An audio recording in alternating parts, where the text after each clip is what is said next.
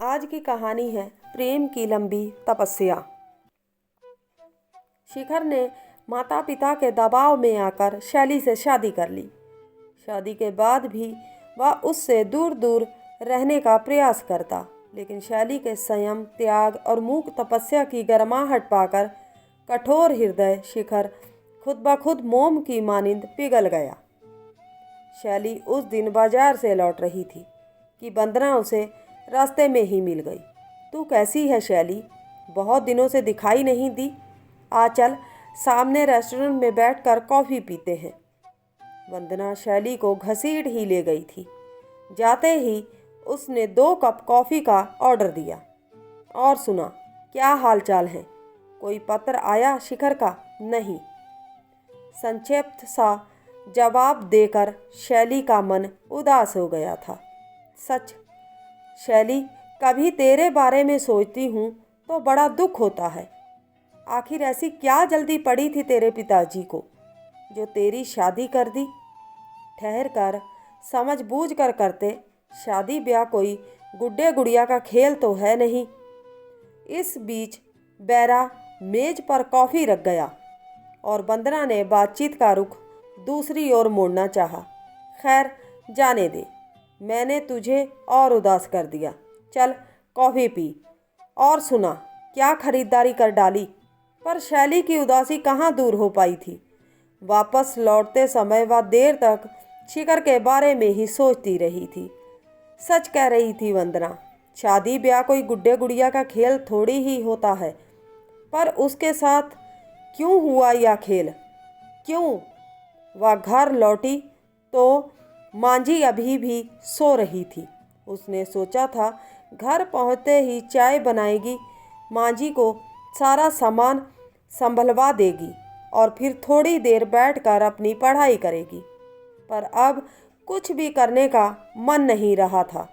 वंदना उसकी पुरानी सहेली थी, इसी शहर में ब्याही थी।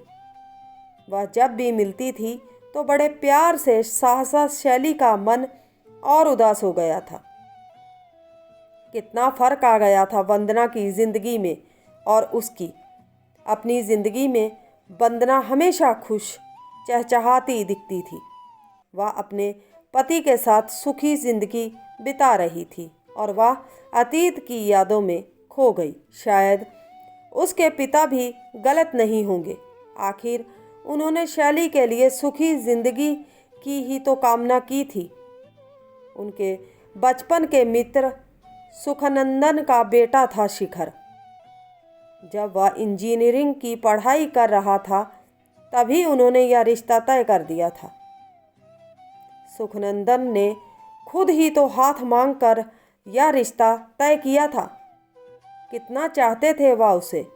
जब भी मिलने आते कुछ न कुछ उपहार अवश्य लाते थे। वह भी तो उन्हें चाचा जी कहा करती थी। वीरेंद्र, तुम्हारी यह बेटी शुरू से ही माँ के अभाव में पली है ना, इसलिए बचपन में ही सयानी हो गई है। जब वह दौड़कर उनकी खातिर में लग जाती तो वह हंसकर उसके पिता से कहते। फिर जब शिखर इंजीनियर बन गया तो शैली के पिता जल्दी शादी कर देने के लिए दबाव डालने लगे थे। वह जल्दी ही रिटायर होने वाले थे और उससे पहले ही यह दायित्व पूरा कर लेना चाहते थे। पर जब सुखनंदन का जवाब आया कि शिखर शादी के लिए तैयार ही नहीं हो रहा है तो वह चौंक पड़े थे। यह कैसे संभव है? इतने दिनों का बड़ों द्वारा तय किया रिश्ता, और फिर जब सगाई हुई थी तब तो शिखर ने कोई विरोध नहीं किया था। अब क्या हो गया? शैली के पिता ने खुद भी 1-2 पत्र लिखे थे शिखर को, जिनका कोई जवाब नहीं आया था। फिर वह खुद ही जाकर शिखर के बॉस से मिले थे। उनसे कहकर शायद जोर डलवाया था उस पर। इस पर शिखर का बहुत ही बौखलाहट भरा पत्र आया था। वह उसे ब्लैकमेल कर रहे हैं यह तक लिखा था उसने। कितना रोई थी तब वह, और पिताजी से भी कितना कहा था, क्यों नाहक जिद कर रहे हैं? जब वे लोग नहीं चाहते तो क्यों पीछे पड़े हैं? ठीक है बेटी, अगर सुखनंदन भी यही कहेगा तो फिर मैं अब कभी जोर नहीं दूंगा। पिताजी का स्वर निराशा में डूबा हुआ था। तभी अचानक शिखर के पिता को दिल का दौरा पड़ा था और उन्होंने अपने बेटे को सख्ती से कहा था कि वह अपने जीते जी अपने मित्र को दिया गया वचन निभा देना चाहता है। उसके बाद ही वह शिखर को विदेश जाने की इजाज़त देंगे। इसी दबाव में आकर शिखर शादी के लिए तैयार हो गया था। वह तो कुछ समझ ही नहीं पाई थी। उसके पिता जरूर बेहद खुश थे और उन्होंने कहा था, मैं ना कहता था, आखिर सुखानंदन मेरा बचपन का मित्र है। पर पिताजी, शैली का हृदय अभी भी अनचाही आशंका से धड़क रहा था। तू चिंता मत कर बेटी, आखिरकार तू अपने रूप, गुण, समझदारी से सबका दिल जीत लेगी। फिर गुड्डे गुड़िया की तरह ही तो अनन फनन में उसकी शादी की सभी रस्में अदा हो गई थी। शादी के समय भी शिखर का तना सा चेहरा देख कर वह पल दो पल के लिए आशंकाओं से घिर गई थी। फिर सखी सहेलियों की चुहलबाजी में सब कुछ भूल गई थी। शादी के बाद वह ससुराल आ गई थी। शादी की पहली रात मन धड़कता रहा था। आशा, उमंगे, बेचैनी और भय सबके मिले जुले भाव थे। क्या होगा? पर शिखर आते ही एक कोने में पड़ रहा था। उसने ना कोई बातचीत की थी, ना उसकी ओर निहार कर देखा था। वह कुछ समझ ही नहीं सकी थी, क्या गलती थी उसकी। सुबह अंधेरे ही वह अपना सामान बांधने लगा था। यह क्या लाला जी, हनीमून पर जाने की तैयारियां भी शुरू हो गई क्या? रिश्ते की किसी भाभी ने छेड़ा था। नहीं भाभी, नौकरी पर लौटना है, फिर अमेरिका जाने के लिए पासपोर्ट वगैरह भी बनवाना है। तीर की तरह कमरे से बाहर निकल गया था वह। दूसरे कमरे में बैठी शैली ने सब कुछ सुना था। फिर दिन भर खुसर पुसर भी चलती रही थी। शायद सास ने कहा था, अमेरिका जाओ तो फिर बहू को भी लेते जाना। ले जाऊंगा बाद में, पहले मुझे तो जाने दो। शादी के लिए पीछे पड़े थे, हो गई शादी, अब तो चैन से बैठो ना। चाहते हुए भी सब कुछ सुना था शैली ने। मन हुआ था कि जोर से सिसक पड़े। आखिर किस बात के लिए दंडित किया जा रहा था उसे? क्या कसूर था उसका? पिताजी कहा करते थे कि धीरे धीरे सबका मन जीत लेगी वह, सब सहज हो जाएगा। पर जिसका मन जीतना था वह तो दूसरे ही दिन चला गया था। एक हफ्ते बाद ही फिर दिल्ली से अमेरिका भी पहुंचकर पत्र भी आया था, तो घर वालों के नाम। उसका कहीं कोई जिक्र नहीं था। रोती आँखों से वह देर तक घंटों पता नहीं क्या क्या सोचती रहती थी। घर में बूढ़े सास ससुर थे। बड़ी शादीशुदा ननंद शोभा अपने बच्चों के साथ शादी पर आई थी और अभी वहीं थी। सभी उसका ध्यान रखते थे। वे अक्सर उसे घूमने भेज देते, कहते फिल्म देखाओ। बहू किसी के साथ, पर पति से अपने आप को अपमानित महसूस करती, वह कहाँ कभी संतुष्ट हो पाती थी। शोभा जीजी को भी अपनी ससुराल लौटना था। घर में फिर वह मांझी और बाबूजी ही रह गए थे। महीने भर के अंदर ही उसके ससुर को दूसरा दिल का दौरा पड़ा था। सब कुछ अस्त व्यस्त हो गया था। बड़ी कठिनाई से हफ्ते भर की छुट्टी लेकर शिखर भी अमेरिका से लौटा था। भागा दौड़ी में ही दिन बीते थे। घर नाते रिश्तेदारों से भरा था और इस बार भी बिना उससे कुछ बोले ही वह लौट गया था। माँ, तुम अकेली हो, तुम्हें बहू की ज़रूरत है, यह ज़रूर कहा था उसने। शैली जब सोचने लगती है तो उसे लगता है जैसे किसी सिनेमा की रील की तरह ही सब कुछ घटित हो गया था उसके साथ। हर क्षण हर पल वह जिसके बारे में सोचती रहती है, उसे तो शायद कभी अवकाश ही नहीं था अपनी पत्नी के बारे में सोचने का, या शायद उसने उसे पत्नी रूप में स्वीकारा ही नहीं। इधर सास का उससे स्नेह बढ़ता जा रहा था। वह उसे बेटी की तरह दुलारने लगी थी। हर छोटी मोटी ज़रूरत के लिए वह उस पर आश्रित होती जा रही थी। पति की मृत्यु तो उन्हें और बूढ़ा कर गई थी। गठिए का दर्द अब फिर बढ़ गया था। कई बार शैली की इच्छा होती वापस पिता के पास लौट जाए, आगे पढ़कर नौकरी करे। आखिर कब तक दबी घुटी जिंदगी जिएगी वह। पर सास की ममता ही उसका रास्ता रोक लेती थी। बहुरानी, क्या लौट आई हो? मेरी दवाई मिली बेटी? जोड़ों का दर्द फिर बढ़ गया है। माँ का स्वर सुनकर तांद्रा सी टूटी शैली की। शायद वह जाग गई थी और उसे आवाज़ दे रही थी। अभी आती हूँ माँ जी, आपके लिए चाय भी बना कर लाती हूँ। हाथ मुंह धोकर सहज होने का प्रयास करने लगी थी शैली। चाय लेकर कमरे में आई ही थी कि बाहर फाटक पर रिक्शे से उतरती शोभा जीजी को देखते ही वह चौंक गई। जीजी, आप इस तरह बिना खबर दिए? सब खैरियत तो है ना? अकेली ही कैसे आई? बरामदे में ही शोभा ने उसे गले से लिपटा लिया था। अपनी आँखों को वह बार बार रुमाल से पोंछती जा रही थी। अंदर तो चल। और कमरे में आते ही उसकी रुलाई फूट पड़ी थी। शोभा ने बताया कि अचानक ही जीजाजी की आंखों की रोशनी चली गई है। उन्हें अस्पताल में दाखिल कराकर वह सीधी आ रही है। डॉक्टर ने कहा है कि फौरन ऑपरेशन होगा। कम से कम 10,000 रुपये लगेंगे, और अगर अभी ऑपरेशन नहीं हुआ तो आँख की रोशनी को बचाया ना जा सकेगा। अब मैं क्या करूं? कहाँ से इंतज़ाम करूं रुपयों का? तू ही शिखर को खबर कर दे। शैली, मेरे तो जेवर भी मकान के मुकदमे में गिरवी पड़े हुए हैं। शोभा की रुलाई नहीं थम रही थी। जीजाजी की आंखों की रोशनी, उनके नन्हे बच्चे, सबका भविष्य एक साथ ही शैली के आगे घूम गया था। आप ऐसा करिए जीजी, अभी तो ये मेरे जेवर हैं, इन्हें ले जाइए। इन्हें खबर भी करूंगी तो इतनी जल्दी कहाँ पहुँच पाएंगे रुपए। और शैली ने अलमारी से निकालकर अपनी चूड़ियाँ और जंजीर आगे रख दी थी। नहीं शैली, नहीं। शोभा स्तंभित थी।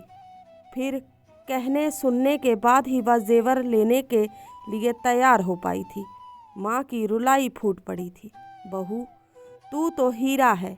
पता नहीं शिखर कब इस हीरे का मोल समझ पाएगा। शोभा की आंखों में फिर खुशी के आंसू छलक पड़े थे, पर शैली को अनोखा संतोष मिला था। उसके मन ने कहा, उसका नहीं तो किसी और का परिवार तो बना सवरा रहे। जेवरों का शौक तो उसे वैसे ही नहीं था, और अब जेवर पहने भी तो किसकी खातिर? मन की उसांस को उसने दबा दिया था। 8 दिन के बाद खबर मिली थी, ऑपरेशन सफल रहा। शिखर को भी अब सूचना मिल गई थी और वह आ रहा था। पर इस बार शैली ने अपनी सारी उत्कंठा को दबा लिया था। अब वह किसी तरह का उत्साह प्रदर्शित नहीं कर पा रही थी। सिर्फ तटस्थ भाव से रहना चाहती थी वह। माँ, कैसी हो? सुना है बहुत बीमार रही हो तुम। यह क्या हालत बना रखी है? जीजाजी को क्या हुआ था? अचानक शिखर ने पहुंचते ही माँ से प्रश्नों की झड़ी लगा दी। मेरी तो तबीयत तू देख ही रहा है बेटे। बीच में तो और भी बिगड़ गई थी। बिस्तर से उठ नहीं पा रही थी। बेचारी बहू ने ही सब संभाला। तेरे जीजाजी की तो आंखों की रोशनी ही चली गई थी। उसी समय ऑपरेशन नहीं होता तो पता नहीं क्या होता। ऑपरेशन के लिए पैसों का भी सवाल था, लेकिन उसी समय बहू ने अपने जेवर देकर तेरे जीजाजी की आंखों की रोशनी वापस ला दी। जेवर दे दिए? शिखर हतप्रभ था। हाँ, क्या करती शोभा? कह रही थी कि तुझे खबर करके रुपए मंगवाए, तो आते आते भी तो समय लग जाएगा। माँ, बहुत कुछ कहती जा रही थी, पर शिखर के सामने सब कुछ गड़बड़ हो गया था। शैली चुपचाप आकर नाश्ता रख गई थी। वह नज़र उठाकर सिर ढके शैली को देखता रहा था। माँ जी, खाना क्या बनेगा? शैली ने धीरे से माँ से पूछा था। तू चल, मैं भी अभी आती हूँ रसोई में। बेटे के आगमन से ही माँ उत्साहित हो उठी थी। देर तक उसका हालचाल पूछती रही थी, अपने दुख दर्द सुनाती रही थी। अब बहू भी एमए की पढ़ाई कर रही है, चाहती है नौकरी कर ले। नौकरी? पहली बार कुछ चुभा शिखर के मन में।